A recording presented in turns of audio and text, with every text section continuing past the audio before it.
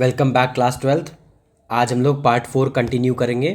इसमें हम लोग पढ़ेंगे कि कैसे नॉर्थ इंडिया में चीज़ें कंटिन्यूड थी भक्ति ट्रेडिशन में, और how Sufi tradition came to India and what were the changes brought by Sufi tradition.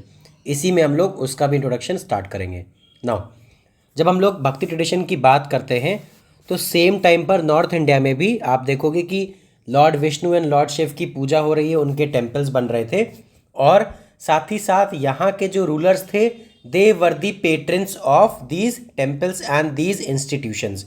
तो यहाँ पर आप देखोगे कि जो राजपूत स्टेट्स हैं, जो यहाँ पर लीडर्स हैं, वो और ब्राह्मण्स दोनों लोग मिल के अपनी हेजमनी मेंटेन किए हैं, और इन लोगों ने एक इम्पॉर्टेंट पोजीशंस ऑक्यूपाई कर रखी है, जिससे ये लोग सोसाइटी को रूल करते हैं and they make decisions and they make laws. साथ ही साथ ये लोग कई सारे range of secular and ritual functions भी कंटिन्यू करते थे कि ब्राह्मण्स को वैदिक रिचुअल्स के अकॉर्डिंग जो ट्रेडिशंस होते थे उनको फॉलो करते थे, उनका कंप्लीशन करवाना, उनका प्रोसेस में स्टार्ट करना काम लोगों के लिए, और साथ ही साथ जो सेक्युलर होता था जैसे लॉ रिलेटेड हो गया, या फिर कि आप देखोगे स्टेट फंक्शन कैसे करेगी, किस तरीके से डिवीजन होगा, मार्केट कैसे चलेगी, ये सारी चीज़ें। तो ये दोनों चीज़ें आपके राजपूत्स एंड ब्राह्मण्स होल्ड करते थे इंपॉर्टेंट पोजीशंस, तो ये लोग इसको कंटिन्यू करते थे। अब आप इस टाइम पर देखोगे कि यहाँ पर रिलीजियस लीडर्स में कई सारे लीडर्स ऐसे भी आते हैं जो ऑर्थोडॉक्स प्रैक्टिकल फ्रेमवर्क से बाहर होते हैं। कहने का मतलब ये है कि जैसे ये आपका वैदिक ट्रेडिशंस वाला है वेन डायग्राम में, कि इसके अंदर ब्राह्मण्स और राजपूत सब चीज़ें कर रहे हैं काम, तो some people will emerge from the other sections of the society जो आपका भक्ति ट्रेडिशन को फॉलो करेंगे, और ये लोग मर्चेंट्स भी हो सकते हैं, ये लोग आर्टिजनल ग्रुप से क्राफ्ट्समैन, वीवर्स, जैसे हम लोगों ने पढ़ा ना कबीर, गुरु नानक, इन सब लोगों की हम बात करें जो ऑर्थोडॉक्स फ्रेमवर्क चलता आ रहा था कंटिन्यूड एक, उससे बाहर थे, और इन लोगों ने अपने आप को प्रेजेंट किया लोगों के सामने कि दैट हमारा जो भक्ति ट्रेडिशन है वैष्णवाइट्स, शैवाइट्स, ये एक अलग फ्रेमवर्क है, यहाँ पर इक्वालिटी है for everyone and nobody is considered impure और अनटचेबल। इस तरीके से इन लोगों ने चीज़ों को किया, और साथ ही साथ ये अगर किसी पर्टिकुलर कम्युनिटी को बिलोंग करते थे तो उस कम्युनिटी के लोग भी इनकी तरफ अट्रैक्ट होंगे।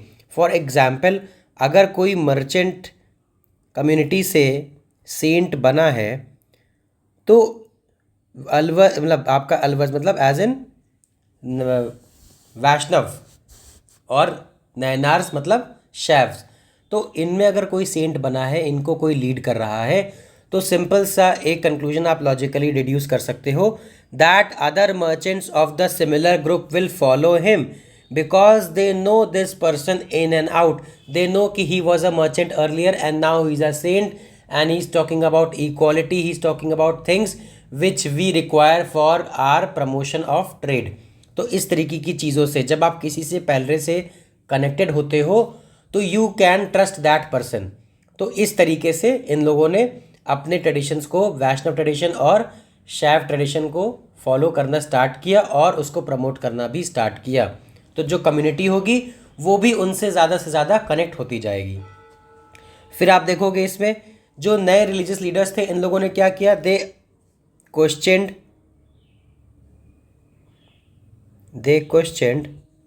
अथॉरिटी ऑफ वेद। इन लोगों ने कहा कि जो वेद हैं उनकी क्या आपको अथॉरिटी है, एज एन कि उनका क्या बैकअप पॉइंट है, जो ये वर्ण सिस्टम चल रहा है, जो विमेन को कंसीडर किया जा रहा है कि they are not eligible to be liberated, या फिर अनटचेबल्स का क्या पर्सपेक्टिव से आप उनकी अथॉरिटी को मान रहे हो। इस तरीके के क्वेश्चंस इन्होंने उठाए क्योंकि इनका पर्पस था everybody is equal in eyes of God, nobody is untouchable, nobody is impure. तो ये सारी बातें इन लोगों ने रखी। जो आप साउथ इंडिया में चीज़ें देख रहे थे, जो आपने कर्नाटका में देखी, वही सारे ट्रेडिशंस यहाँ पर भी आपके कंटिन्यूड रहेंगे, क्योंकि स्टार्टिंग में आई टोल्ड यू कि भक्ति ट्रेडिशन का एक कैरेक्टरिस्टिक फीचर था that everybody is equal, nobody is impure or ineligible to be liberated। Neither women nor untouchables, जिनको पहले कंसीडर किया जाता था। अब इसके साथ क्या होता है, यहाँ पर इसी टाइम पे धीरे धीरे टर्क्स आने लगते हैं। जब टर्क्स आएंगे तो they will attack and they will form Delhi सल्तनत। और जब अटैकर्स आते हैं तो attackers don't come only with army, उनके साथ फिलोसफर्स, आर्टिस्ट, है ना, लोकल जो भी उनके रिलीजियस या इंटेलिजेंसिया होती है, इंटेलेक्चुअल पीपल होते हैं, they also join them in their conquest. तो जब वो आएंगे तो वो कई सारे लोगों को अपने साथ लेकर आएंगे। और जब यहाँ पर दिल्ली सल्तनत का डेवलपमेंट होगा तो आप देखोगे कि वो पावर ओवरटेक कर लेते हैं फ्रॉम राजपूत्स, एंड धीरे धीरे राजपूत्स एंड ब्राह्मण्स की पावर कम होने लगती है एंड टर्क्स की पावर इंक्रीज होती है। और इसी के साथ साथ सूफी ट्रेडिशन एक सिग्निफिकेंट पार्ट बन जाएगा। मतलब जो रूल करेगा उसके ही कल्चर को फॉलो किया जाएगा, ये आपको पता है। तो वो लोग क्या करेंगे कि उनके कल्चर में जो ट्रेडिशंस होंगे वो इसको यहाँ पर स्प्रेड करना स्टार्ट करेंगे, उसको सबको बताना स्टार्ट करेंगे कि this is our culture and you need to follow, या फिर you should listen to this particular person. इस तरीके से सारी चीज़ें स्टार्ट हो जाएंगी। तो अब आप देखोगे कि टर्क्स आते हैं, टर्क्स आने के बाद राजपूत्स एंड ब्राह्मण्स की पावर कम हो जाएगी। देन अब हम आते हैं, स्टार्ट करते हैं सूफी ट्रेडिशन पे। अब आप देखोगे कि new strands in the fabric of Islamic tradition. अब आपको नए चीज़ें दिखेंगी यहाँ पर। कैसे? अब यहाँ पर हम देख लेते हैं। अब ये इस्लामिक ट्रेडिशन आया कैसे, यहाँ पर हम लोग को स्टार्ट करना है। तो यू नो कि जो इंडिया था ये पहले भी वेस्ट एशिया से, जिसको you people call middle east, that is west Asia for us, जहाँ पे आपका यूरोप, यूएई, दुबई, है ना, अरब कंट्रीज़, ये सारी चीज़ें हैं। तो ये वेस्ट एशिया था। आपको पता है कि यहाँ से इंडिया का पहले भी ट्रेड होता रहा है from the coast of Kerala. इस जगह से आपको पता है यहाँ से ट्रेड करते थे। तो अरब मर्चेंट्स वहाँ से आते थे और यहाँ पर ट्रेड करते थे और स्टे भी करते थे। और ये सारी चीज़ें आप देखोगे कि बहुत टाइम से चल रही थी। साथ ही साथ you know people from central Asia, central Asia means present day Kazakhstan, Tajikistan, Uzbekistan, यहाँ से भी people came and settled in north western parts of India. तो जब ये लोग आते हैं तो when these people come they will bring their own religion and culture which is to be followed in this new region. Because जब वो वहाँ से आएंगे तो वो जब फर्स्ट जनरेशन आती है तो that generation will continue following their particular religion and particular culture. उसके बाद जब जनरेशन्स बाय जनरेशन चेंज होती हैं तो वहाँ का कल्चर एंड यहाँ का culture will assimilate, they will mix up together and form a new form of culture जिसको वो लोग फॉलो करेंगे। तो इस तरीके से आप देखते हो चेंजेस डायनामिक होते रहते हैं कल्चर्स में। इसका पर्पस सिर्फ यही है, मिक्सिंग ऑफ कल्चर्स होता रहता है। मेल्टिंग पॉट है ना, आपको पता है मेल्टिंग पॉट, जैसे आप सूप लेते हो, सूप में you add vegetables, you add must different spices. तो आप सारी चीज़ें जब मिक्स कर देते हो तो you can not separate each and everything from that particular soup after it is made. तो सेम चीज़ यहाँ पर भी होती है। जब कल्चर्स मिक्स हो जाते हैं ओवर जनरेशन्स तो after 5-6 generations you can not differentiate कि क्या चीज़ एक्चुअली वहाँ की थी और क्या चीज़ एक्चुअली यहाँ की थी। तो सिमिलर ट्रेडिशंस यहाँ पर भी फॉलो होते हैं। फिर आप देखोगे कि इन 711 an Arab general named Muhammad Qasim conquered Sindh which became part of the caliph's domain। तो जो मुस्लिम रिलीजियस लीडर होता था, खलीफा, कैलिफ है ना, खलीफा, तो that person was the head of all Muslim world. जो पूरी दुनिया में जितने भी मुस्लिम्स होते थे उनका लीडर उसको कंसीडर किया जाता था। At that point of time Arab general Muhammad Qasim ने सिंध को कॉन्कर कर लिया। सिंध जो आपका प्रेजेंट डे पाकिस्तान में है, वहाँ के रीजन को कॉन्कर कर लिया और वो खलीफा के एम्पायर का पार्ट हो गया एंड वहाँ तक दे ब्रॉट देयर कल्चर। तो इस तरीके से आप देखो कि इंडिया के पास आ गया है कल्चर एंड धीरे धीरे वो कल्चर इंडिया में भी आएगा।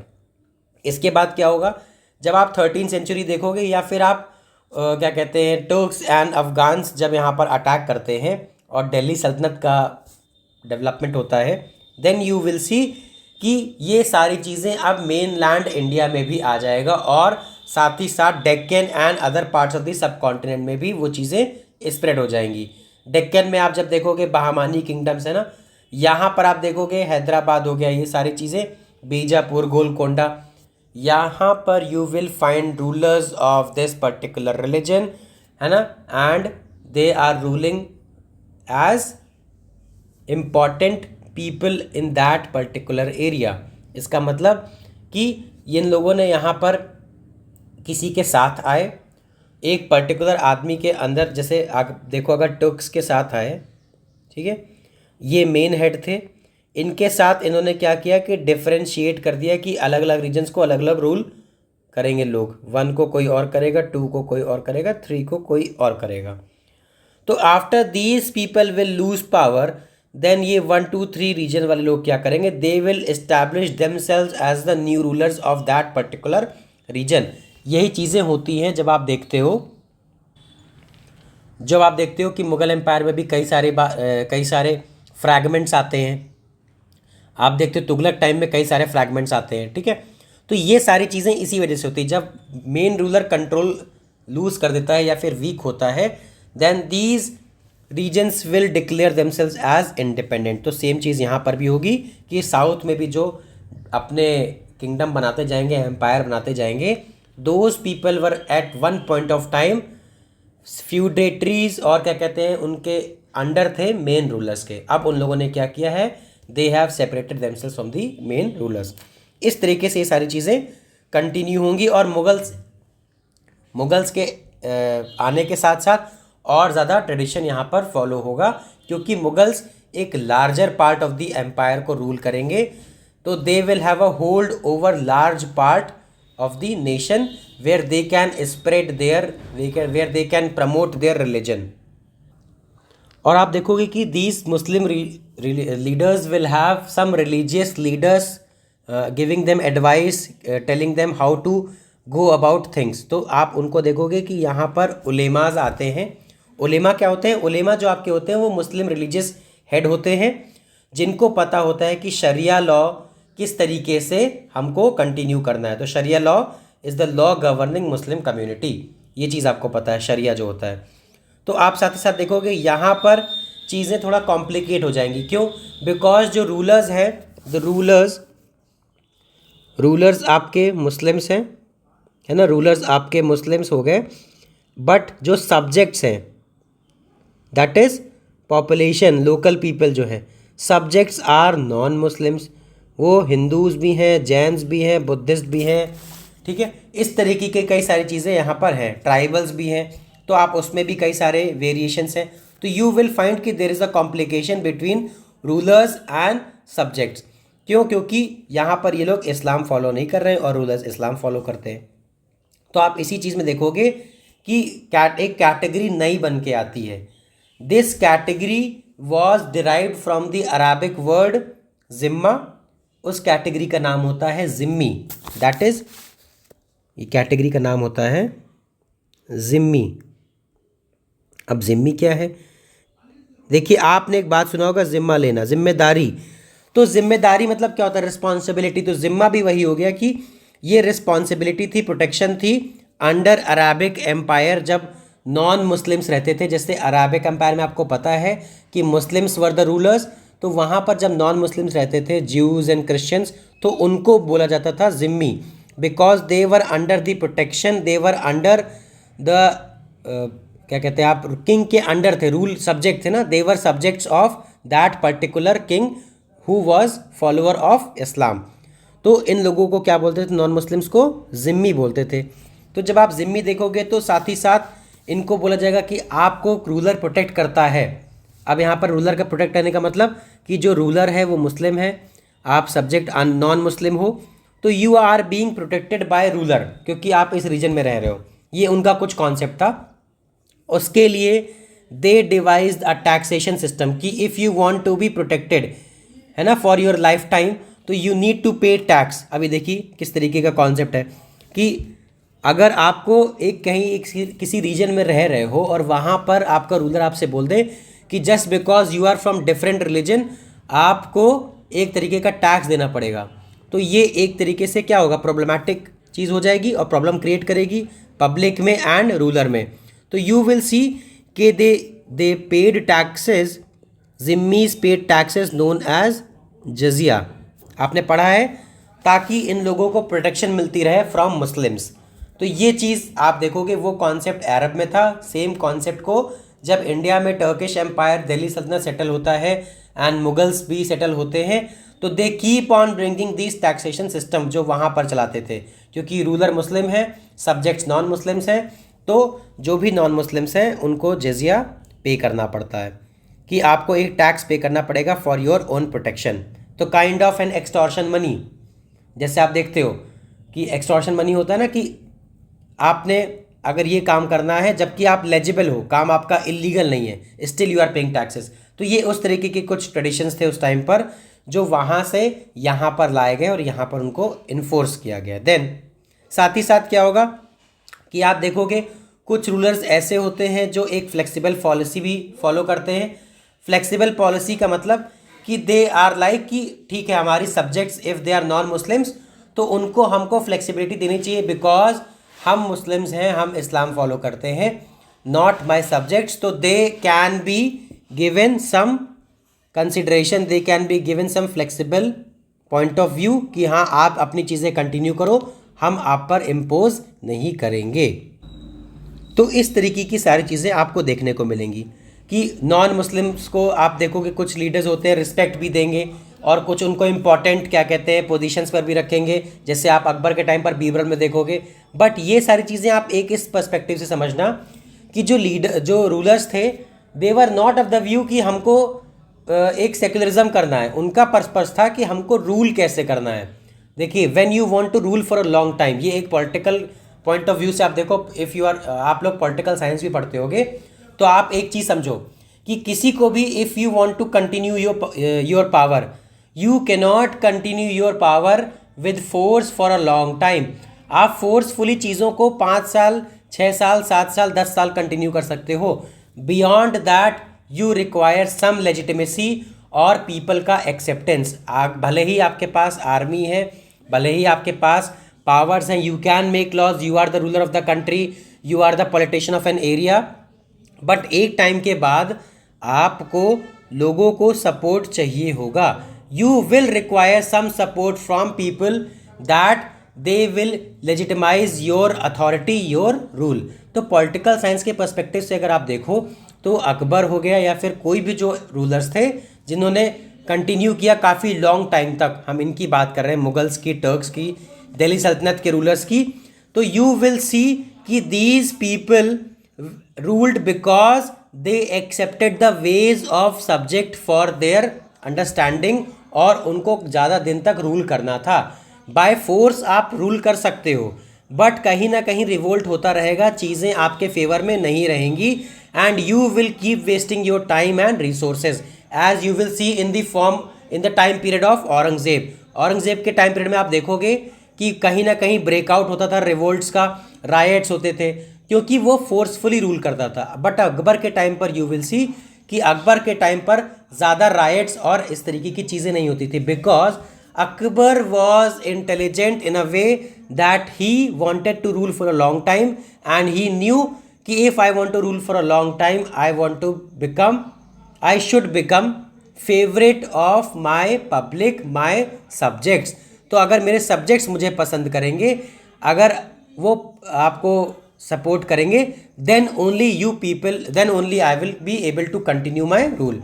आप इस तरीके से देखो कि अगर कोई टीचर पढ़ा रहा है, तो अगर वो टीचर आपसे अच्छे से बात करेगा, 4 दिन, 5 दिन, 10 दिन आपसे अच्छे से बात करता रहेगा, बट वो जो है पढ़ाने में ही और शी इज़ नॉट शोइंग, क्या कहते हैं, इंटरेस्ट, कि आपको पढ़ाने में उसका मन नहीं लग रहा है, वो बस आता है हंसी मजाक और सारी चीज़ें इस तरीके से, दैट पर्सन विल डू। तो एक पॉइंट ऑफ टाइम के बाद आपको भी लगेगा कि हाँ, this person is not teaching because he is suppose to be teaching, जो उसका काम है वो एक्चुअली में नहीं हो रहा है।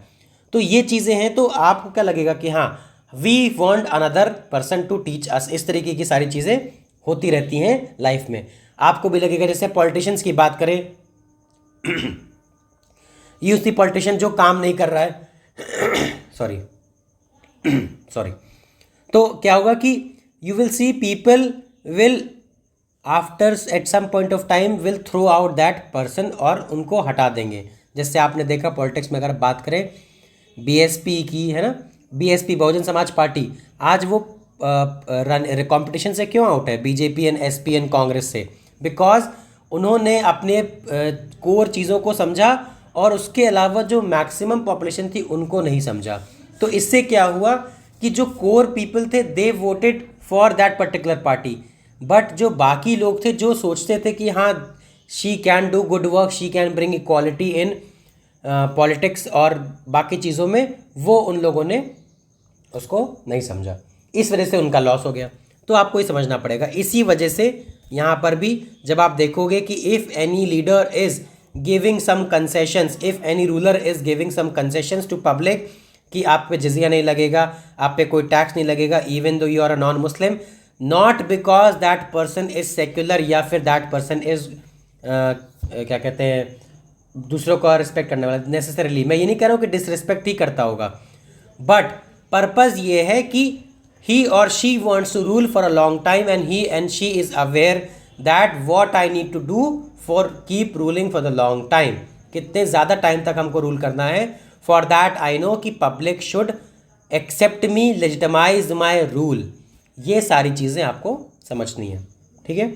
तो आपका ये पार्ट कंप्लीट हो गया है। नेक्स्ट पार्ट में वी विल कंटिन्यू विद आपका पॉपुलर प्रैक्टिस ऑफ इस्लाम।